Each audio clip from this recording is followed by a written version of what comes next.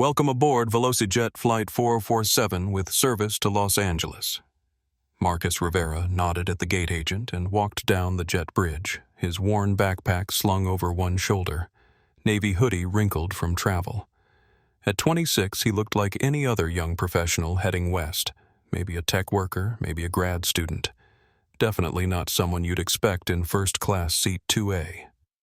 Here we go again, he thought, remembering the hotel lobby in Chicago where security had questioned his presence, just like the restaurant in Manhattan where they assumed I was delivery staff. I am so tired of this shit. Roberto Rivera had built Rivera Aviation Group from nothing into a transportation empire that now owned 67% of VelociJet Airlines. 2 years after his father's heart attack, Marcus still heard his wisdom. Don't announce yourself. Just be a customer. See how they really treat people when nobody important is watching. Marcus settled into 2A, placed his backpack under the seat, and pulled out a paperback book. Around him, first class filled with the usual crowd, business suits, designer handbags, expensive watches. He didn't fit, and he knew it. This happens everywhere I go, he thought, watching the subtle glances from other passengers. Hotels, restaurants, even my own company buildings when security doesn't recognize me. But Dad was right, you learn the most when they show their true colors. Rebecca Collins, senior flight attendant with 18 years' experience, noticed immediately. Since the divorce, 3 months ago, she'd been questioned about everything. Her performance reviews, her scheduling requests, her ability to maintain cabin standards.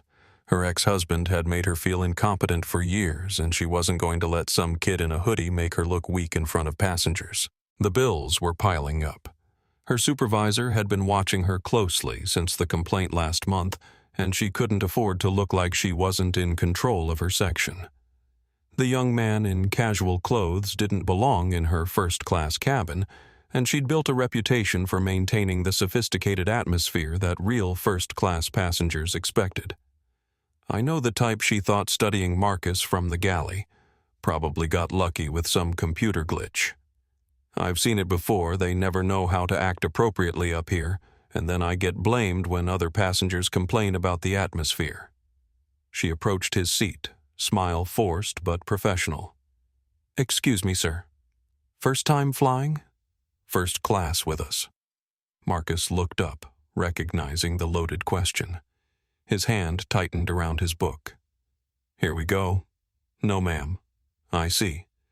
Well, if you need any help understanding our first-class amenities. Her tone suggested he would need considerable guidance. Elena Martinez, a 3-year flight attendant, watched from the galley. Something about Rebecca's approach felt wrong, but challenging a senior colleague meant career suicide. She'd watched Rebecca make similar comments about other passengers, the businessman with the slight accent, who she'd questioned about his upgrade, the black woman in jeans, who she'd asked for additional ID. I'm such a coward, Elena thought, her stomach nodding. I've watched her do this to 3 other passengers this month alone, and I never say anything. David Thompson, settling into 4A, observed the interaction with growing concern. As a hospitality consultant, he recognized problematic service dynamics immediately. His mixed-race daughter had told him about these looks the way some service workers made assumptions based on appearance rather than credentials. I have to admit, he thought uncomfortably, I was thinking the same thing about his clothes when he boarded. This makes me realize I have these biases, too. Sarah Williams in 5B pulled out her phone to check social media before takeoff. Her travel blog had built a decent following by documenting interesting flight experiences. She had a feeling today might offer something worth sharing. 20 minutes into the flight, Rebecca returned to Marcus's seat clipboard clutched like a weapon. Her supervisor's voice echoed in her memory. Collins, we need consistency in first class. Standards matter. One more complaint and you're out. Sir, I need to verify something with your ticket. Marcus felt his jaw clench involuntarily. Stay calm. Let her dig her own grave. Dad's voice. The rope they hang themselves with is usually the one they ask you to hold. He handed over his boarding pass. She studied it with theatrical concern, though the document clearly showed Marcus Rivera, seat 2A, first-class paid fare. There seems to be an error in our system. According to our records, this seat should be assigned to someone else. What records? Marcus kept his voice level, but his knuckles went white around his book. I'm afraid passenger manifest details are confidential, but there's definitely been a booking mistake. We'll need to relocate you to the main cabin where you'll be more comfortable. David Thompson's eyebrows shot up, his earlier self-awareness, making him more sensitive to what was happening. Comfortable. What the hell does that mean? Elena Martinez felt sick glancing at her tablet, showing the manifest that clearly listed Marcus Rivera in 2A with no red flags, no notes, no problems. I'd like to see those records. Marcus said, his father's voice warring with his own rising anger. That's confidential information, sir, but I can assure you, as someone with 18 years of experience, I know when passengers are in sections that don't match their profile. My profile. The words hit Marcus like ice water. Every goddamn time! Sarah Williams' finger moved to her phone's record button, instinct screaming that something newsworthy was unfolding. Sir, people in first class typically present themselves more appropriately. Your casual attire suggests you may have been incorrectly upgraded through some system error. Gasps rippled through the cabin. Several passengers pulled out phones immediately. Marcus set down his book steel, entering his voice for the first time. Are you saying my clothes determine whether I belong in a seat I paid for? I'm saying that in my experience, legitimate first-class passengers understand proper presentation standards. 18 years of keeping people like him in their place, Rebecca thought desperately. I can't let standards slip, not when my job is hanging by a thread. I won't be questioned about my competence by some kid who got lucky with an upgrade. David Thompson couldn't stay silent, his earlier moment of self-recognition driving him to speak up. Ma'am, are you seriously profiling this gentleman based on his appearance? Rebecca spun toward him, her professional mask cracking. Sir, please don't interfere with crew safety procedures. Safety procedures? David's voice rose. He's reading a book in his assigned seat. What's the safety threat here? He's being disruptive and challenging crew authority. I haven't raised my voice once, Marcus interrupted, his restraint finally showing cracks. I've been sitting here quietly for 30 minutes, bothering absolutely no one. Elena Martinez felt tears building behind her eyes, watching the confrontation escalate while knowing she had the truth right there on her tablet. But speaking up meant contradicting Rebecca in front of passengers, which meant the end of her own career. I'm watching someone get humiliated, and I'm doing nothing to stop it. Mr. Rebecca glanced at the boarding pass with visible disgust. Rivera, I'm asking you one final time to cooperate and move to your correct seat in economy. Don't make this harder than it needs to be. Marcus looked around the cabin at the uncomfortable passengers, at Elena's guilty expression, at Rebecca's desperate attempt to maintain control through sheer authority. His father's voice echoed, Son, dignity isn't something you earn. It's something you're born with. Never let anyone convince you otherwise. She has no idea who she just picked a fight with. He reached into his backpack slowly, not for his phone, but for the black leather portfolio he'd never hoped to use on a simple flight. Inside, CEO identification, stock certificates, board, documentation. Everything that proved Rebecca Collins had just made the worst mistake of her professional life. Miss Collins, he said quietly, his voice carrying new authority. I think it's time we cleared up this misunderstanding. Sir, I don't care what fake documents you think you have. Marcus stood up, commanding the attention of the entire cabin. He opened the portfolio deliberately, the gold Rivera Aviation Group logo catching the overhead lights like a beacon. Ladies and gentlemen, he announced, his voice projecting clearly through first class. I'd like you all to meet Rebecca Collins, the woman who just spent 30 minutes trying to discriminate against her own CEO. Marcus held the open portfolio high, ensuring every passenger could see the official documents inside. The cabin fell into complete silence as 30 witnesses processed what they were seeing: corporate seals, CEO identification, stock ownership certificates showing 67% control of VelociJet Airlines. Rebecca Collins staggered backward as if she'd been physically struck. Her clipboard clattered to the floor, the sound echoing like a gunshot through the stunned silence. Her legs gave out completely. She slumped against the galley wall, mascara streaming down her cheeks as 18 years of authority crumbled in 30 seconds. That's impossible," she whispered, her face draining of all color. Marcus turned the portfolio toward her, his CEO identification photo staring back accusingly. "Congratulations, Miss Collins. You just discriminated against the person who owns this plane." David Thompson was already furiously typing on his phone Google search results, confirming what the documents showed. His eyes widened as photos populated Marcus Rivera at business conferences, articles about Rivera Aviation Group's market dominance, recent coverage of the young CEO's leadership philosophy. "Holy hell," he muttered, showing his screen to the passenger beside him. "He's telling the truth. He actually owns VelociJet." The businesswoman in 1A stared at her phone screen, then at Marcus, shame creeping across her face. "I have to admit," she said quietly, "I was thinking the same thing about his clothes when he boarded. This makes me uncomfortable. I didn't realize I had these assumptions too." The information spread through first class like wildfire. Passengers pulled out phones, some to verify, others to record all of them, understanding they were witnessing something unprecedented. Sarah Williams started live streaming immediately, her voice hushed with shock. "Guys, you're not going to believe what's happening on this flight. A flight attendant just tried to remove a passenger from first class because of how he was dressed. Turns out he's the CEO who owns the airline." Comments began flooding her stream. "No way. This is insane. Please tell me you're recording everything." Marcus remained standing, the portfolio still open, his presence now commanding the entire cabin's attention.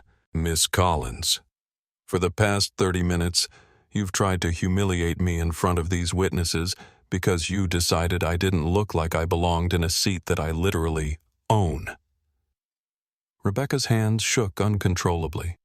Her 18-year career, her financial stability, her professional reputation, all of it crumbling in real time. "Mr. Rivera, I had no idea who you were. If you had just identified yourself. So, assumptions are fine, as long as you don't get caught."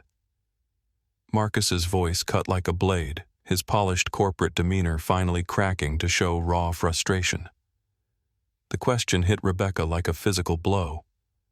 Around them, passengers were capturing every word, every reaction, broadcasting the confrontation to thousands of viewers in real time. Elena Martinez finally found her voice, stepping forward with her tablet. "Rebecca, I tried to tell you. The manifest clearly shows he belongs in 2A. His name, his seat, his paid fare. It's all right here. I've been trying to get your attention." "Elena, shut your mouth," Rebecca snapped, her professional composure shattered. Marcus's eyes narrowed dangerously.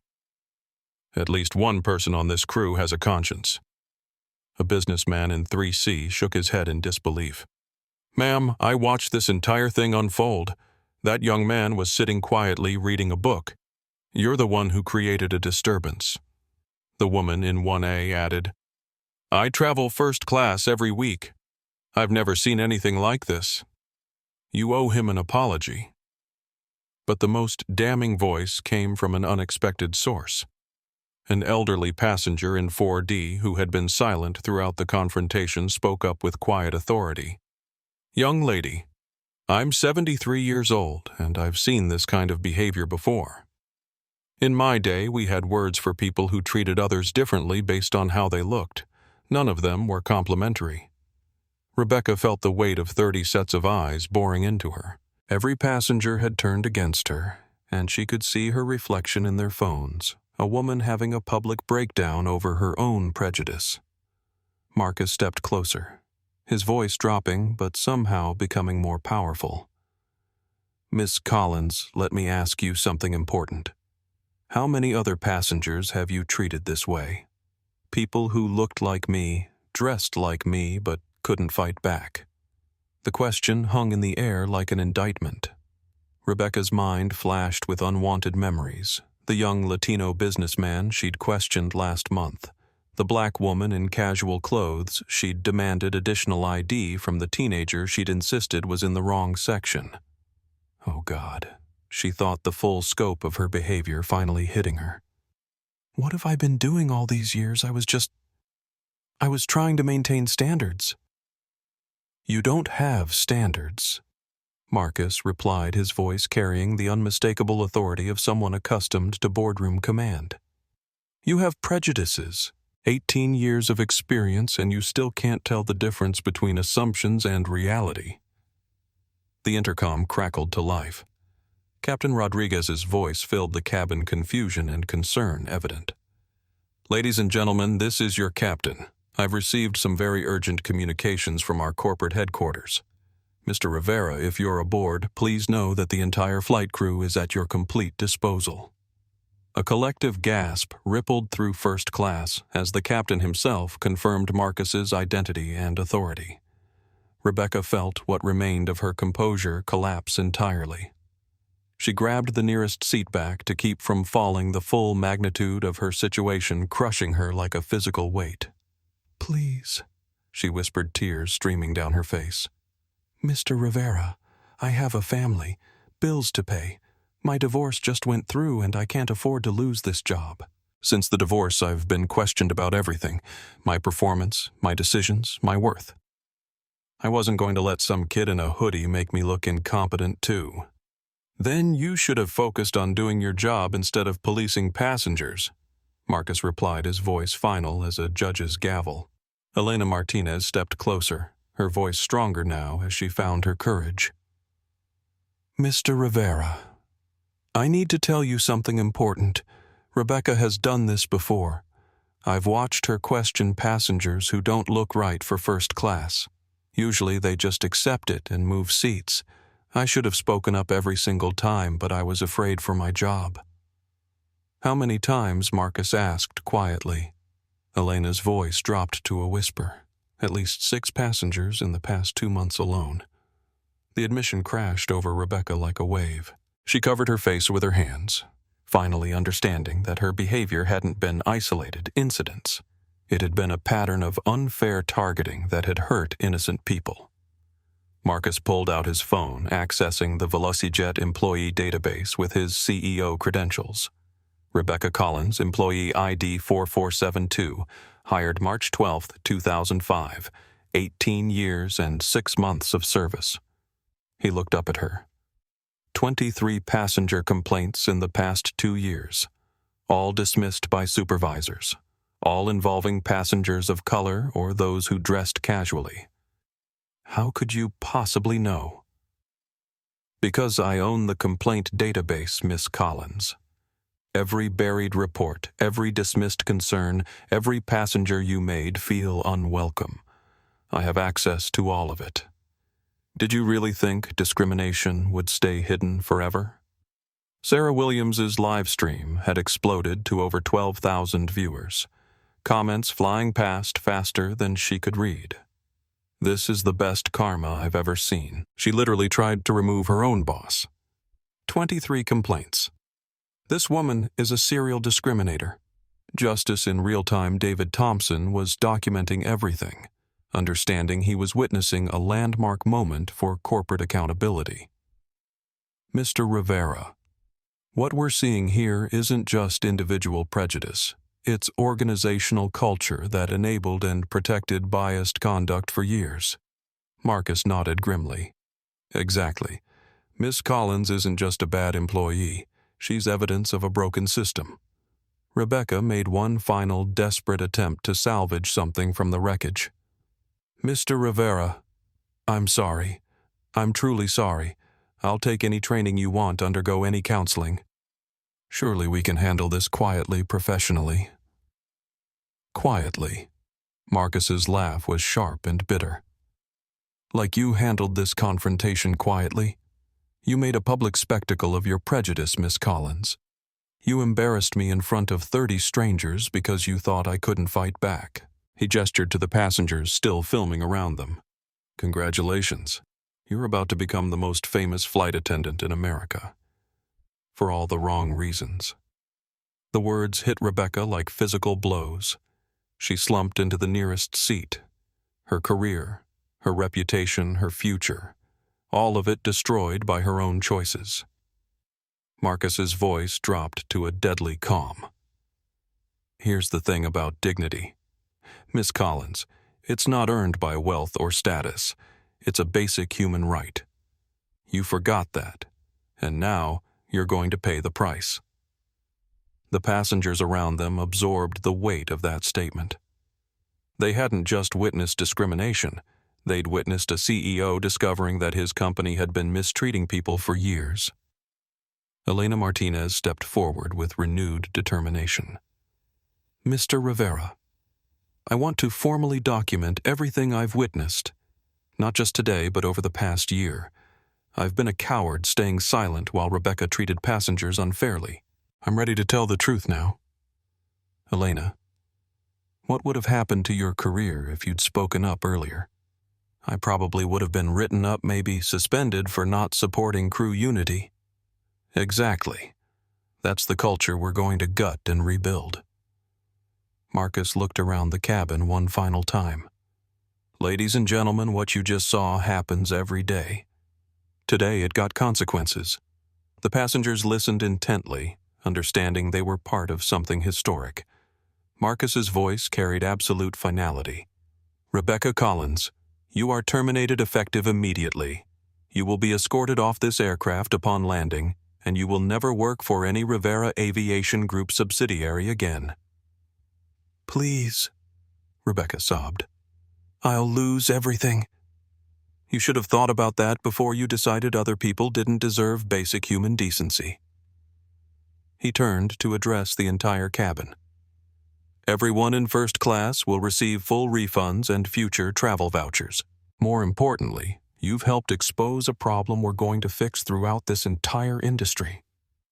The applause was thunderous passengers understanding they'd witnessed something transformative, not just individual justice, but the catalyst for institutional change. Captain Rodriguez's voice returned over the intercom. "Mr. Rivera, we're beginning our descent into Los Angeles. I want to personally apologize for this incident and assure you that the crew will provide whatever support you need." As the plane descended through the clouds, Rebecca Collins sat in devastated silence. Her 18-year career reduced to a viral, cautionary tale about prejudice and accountability. Around her, passengers were already sharing the story across social media, ensuring that her actions would have consequences far beyond her own termination. Marcus Rivera gathered his simple backpack, the same one that had triggered this entire confrontation, and prepared to implement changes that would protect every future passenger from experiencing what he'd endured. But first, 30 witnesses would carry this story into the world, proving that sometimes justice isn't just about punishment, it's about ensuring that courage in the face of discrimination creates lasting change for everyone. The wheels of Flight 447 touched down at LAX with a soft thud, but for Rebecca Collins it felt like her world crashing to pieces. She sat motionless in her crew seat, mascara streaking down her cheeks, watching passengers file past, many stealing glances at the woman who had just become internet famous for discrimination. Marcus Rivera remained in his seat as travelers gathered their belongings, several stopping to speak with him. "Sir, thank you for standing up. I've experienced this kind of treatment before. My son is about your age and black. I pray if this ever happened to him, he'd handle it with your grace. I'm ashamed I didn't speak up sooner. I'll never stay silent again." Each comment hit Rebecca like a fresh wave of shame. These people were talking about her, about the pain she'd caused, the basic human decency she'd stolen from innocent travelers. David Thompson paused at Marcus's seat, business card in hand. "Mr. Rivera, what you accomplished today transcends individual justice. You've created accountability that will ripple through entire industries." Sarah Williams was still updating her exploding social media following. Final viewer count: 18,000 people watched this unfold live. Justice in the skies is trending worldwide. This story is resonating globally because everyone has either experienced discrimination or witnessed it. Elena Martinez approached with visible determination, her service badge no longer trembling in her hand. Mr. Rivera, I want to document every incident I can remember. Rebecca questioned a Hispanic businessman about his upgrade last month. She demanded extra ID from a black woman in designer clothes. She made a teenage girl move seats because she looked too young for first class. Elena's voice grew stronger with each confession. I should have stopped her. I should have spoken up. I was protecting my job while she was destroying people's dignity. Marcus stood, his casual clothes now irrelevant given the authority he'd revealed. Finally, someone with a backbone. Rebecca was escorted off the aircraft by airport security, her termination already processed through corporate systems. As she walked through the terminal, travelers who had followed the story on social media pointed and whispered. Her 18-year career had become a global symbol of workplace discrimination and its consequences. Within 3 hours of landing, the story had exploded across every major platform. Twitter VelociJet discrimination trending with 2.3 million tweets. TikTok analysis videos gaining millions of views within hours. Instagram, screenshots of the live stream shared by celebrities and influencers. LinkedIn business leaders writing articles about corporate culture and accountability. YouTube news channels running segments with titles like "Discrimination Backfires Spectacularly." But the most powerful responses came from ordinary people sharing their own experiences.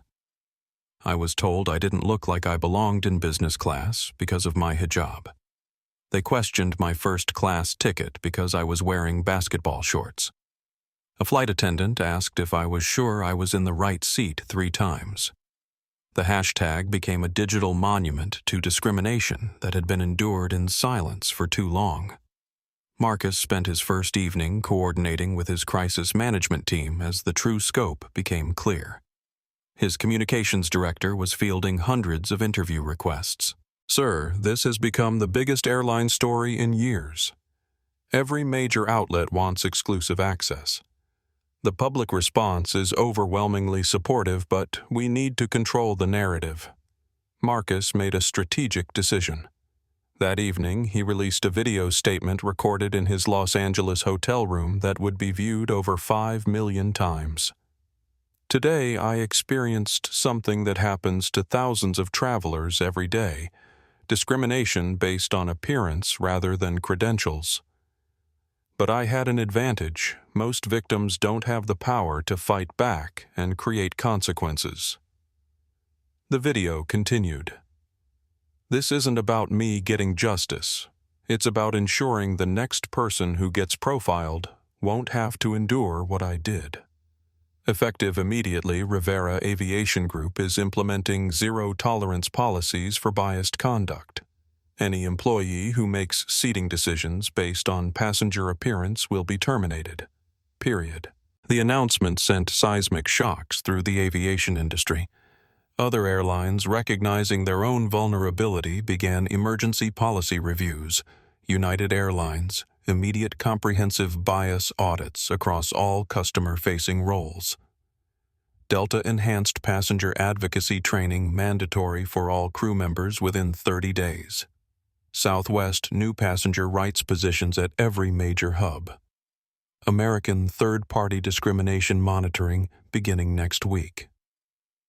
Within 48 hours, Rebecca's termination had triggered industry-wide transformation. The most surprising response came from Rebecca herself. Against her attorney's advice, she released a public statement that stunned everyone with its raw honesty. Watching video of my behavior was like seeing a stranger. I didn't recognize the person I had become, someone who judged human worth by clothing brands and skin color. Mr. Rivera deserved respect. Every passenger I ever treated unfairly deserved better. I let my personal fears and financial stress turn me into someone who caused pain to innocent people. I hope my public humiliation prevents others from making the same cruel choices." The statement couldn't undo years of prejudicial actions, but it demonstrated the kind of accountability that Marcus hoped would become standard. Rivera Aviation Group's boardroom was in chaos as Marcus convened an emergency session that would reshape the company's approach to customer service. The conference room was packed beyond capacity, with executives, employee representatives, civil rights advocates, and media observers. "Ladies and gentlemen," Marcus began, his voice carrying the weight of transformation. "Flight 447 revealed that we have cultural rot extending far beyond one individual's prejudice. We have employees who felt empowered to discriminate because they believed the organization would protect them." He presented data that made board members visibly uncomfortable. Rebecca had generated 23 discrimination complaints over 2 years, but analysis revealed over 300 similar incidents company-wide. Passengers questioned about assigned seats, asked for additional documentation, or treated with suspicion based purely on appearance. "This discrimination stops today," Marcus declared. "We're launching the biggest cleanup this industry has ever seen." The board unanimously approved a $30 million transformation initiative, immediate retraining of all 15,000 customer-facing employees, passenger advocacy positions with real authority at every airport, anonymous reporting systems protecting employees who speak up, financial bonuses for crew members who prevent discriminatory situations, quarterly bias audits conducted by independent civil rights organizations. Elena Martinez was immediately promoted to Director of Passenger Advocacy. Her first assignment creating training materials using Flight 447 footage to show real consequences of prejudicial behavior. David Thompson was hired as Chief Culture Officer tasked with identifying and eliminating unfair practices throughout the Rivera Aviation Group network. Sarah Williams' documentation became mandatory viewing for all new hires, demonstrating how discrimination could destroy careers and damage companies within hours. The legal implications multiplied exponentially. The Department of Transportation launched industry-wide investigations. Class action attorneys contacted hundreds of travelers who had experienced similar treatment. Federal legislators introduced the Rivera Amendment to existing passenger rights legislation. More significantly, the cultural impact was immediate and measurable. Discrimination complaints dropped from 200 monthly to just 12 across the entire network within the first month, as employees understood that biased behavior meant swift termination rather than supervisor protection. The transformation rippled beyond aviation into every service industry. Hotels reviewed guest treatment policies after executives realized they could face similar viral exposure. Restaurants audited seating practices. Retail chains implemented respect training for customer-facing staff. Marcus Rivera's refusal to accept unfair treatment had inspired accountability measures across entire economic sectors. 3 months later, Marcus received the message that meant more than any corporate accolade or media praise. It was from a young woman who had flown VelociJet the week after the incident. "Mr. Rivera, I'm 19, and Black and I was nervous about flying first class alone because my parents warned me about potential problems. But the flight crew was so professional and welcoming that I felt genuinely valued as a customer. The flight attendant mentioned your experience and how it changed their entire approach to service. Thank you for making travel safer and more dignified for people who look like me." Marcus kept the message on his phone as a reminder that corporate power, when used properly, could protect people who couldn't protect themselves. 6 months after Flight 447, discrimination complaints across Rivera Aviation Group had dropped by 94%. Customer satisfaction scores reached record levels. Employee retention improved dramatically as workers felt proud of their company culture rather than ashamed of it. But the real victory remained personal. Every passenger who now traveled without fear, every employee who felt empowered to speak truth every moment when respect replaced prejudice. The revolution that began with Rebecca Collins's bigotry and Marcus Rivera's courage had transformed not just one airline, but an entire industry's understanding of basic human decency, accountability, and justice. Rebecca Collins, meanwhile, had found her own path to redemption. After extensive counseling and bias training, she began speaking at hospitality conferences about the real cost of discrimination, not just to victims, but to perpetrators whose prejudices eventually destroyed their own careers. I learned that discrimination isn't always hatred, she told audiences. Sometimes it's fear, sometimes it's ignorance, sometimes it's just following patterns you never questioned. But the impact on real people is the same, and the consequences will eventually find you. Her story became a cautionary tale that prevented others from making similar choices, proving that even from the ashes of destroyed careers, something positive could grow. 1 year after Flight 447, Marcus Rivera walked through the same Dallas-Fort Worth terminal, once again dressed in jeans and a simple sweater. But everything around him had fundamentally changed. VelociJet gates buzzed with an energy of genuine hospitality. Crew members greeted every passenger, regardless of age, race, or attire, with authentic warmth. The subtle tensions that once characterized airline interactions had been replaced by an atmosphere where basic human decency was the baseline, not a privilege to be earned. As Marcus approached his gate, he spotted Elena Martinez conducting a training session with new hires. Her confidence had transformed her from fearful witness to industry leader, and she'd become one of the most sought-after experts on passenger advocacy. Remember, she was telling the group, our job isn't to gatekeep, it's to welcome. When you see a passenger, your first thought should be, how can I help them have an excellent experience? Not, do they belong here? Marcus boarded his flight with no fanfare, no recognition, just the natural respect every customer deserved. The flight attendant working first class was someone he didn't recognize exactly what he'd hoped to see, as the company continued growing its culture of inclusion. Good morning, sir. Welcome aboard. Anything I can get you settled? The greeting was effortless, professional, free of the suspicious undertones that had once poisoned interactions with passengers who didn't fit narrow expectations. During the flight, Marcus observed the new normal. A teenage girl traveling alone was treated with patient kindness. An elderly man needing assistance received genuine care rather than irritated compliance. A family with active children found accommodation instead of judgment. The changes had spread far beyond VelociJet. Industry-wide discrimination complaints had dropped 89% as airlines implemented similar accountability measures. The Rivera Foundation for Transportation Equity had resolved over 2,000 cases of unfair treatment across multiple sectors. David Thompson's consulting practice had grown into a global firm helping companies identify and eliminate prejudicial practices. His Flight 447 protocol had become the gold standard for creating fair workplace cultures. Sarah Williams had leveraged her viral documentation into a successful advocacy career with over 800,000 followers who looked to her for honest assessments of industry progress. Even Rebecca Collins had found redemption through accountability. Her nonprofit organization helped service workers recognize and overcome unconscious bias.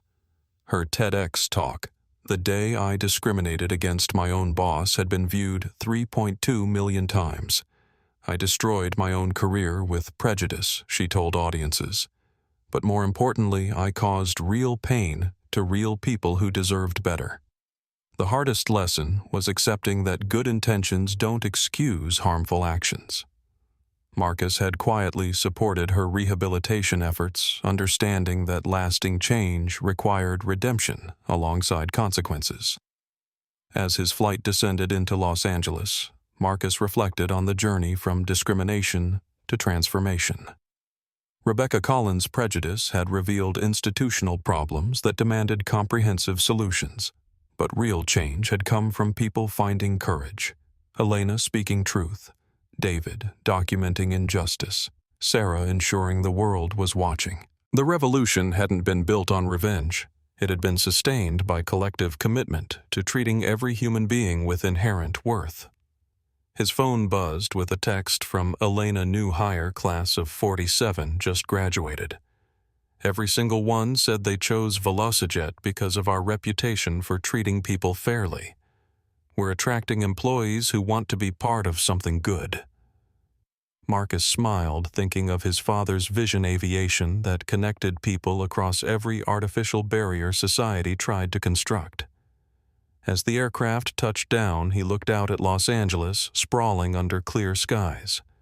Somewhere in that city, and in cities across the country, thousands of transportation workers were applying principles that grew from one confrontation on Flight 447. Millions of passengers traveled with confidence that they would be treated fairly regardless of appearance or background. Marcus settled back into seat 2A, the same seat where his father had taught him that dignity wasn't something you earned, but something you were born with. The same seat where he'd learned that sometimes the most important battles aren't fought in boardrooms, but in the moments when ordinary people decide to stand up for what's right. The phone call that had shut down one woman's prejudicial power had become the foundation for building something infinitely better.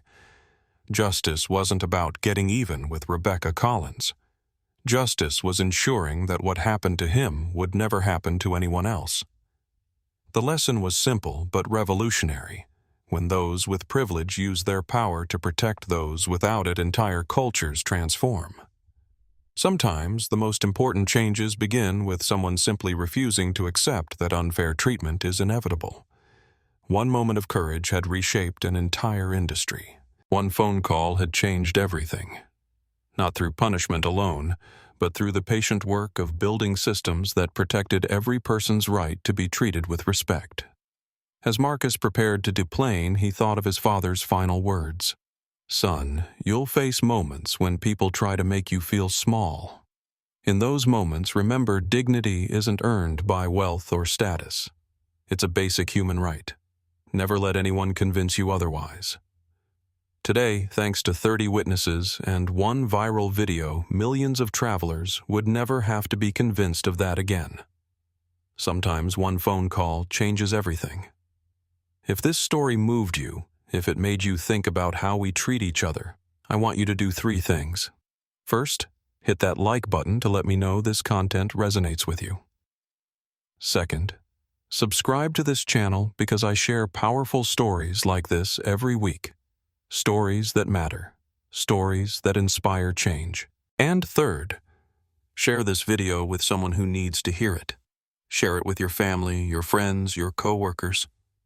Because change happens when we start conversations, when we refuse to stay silent about injustice, when we stand up for what's right.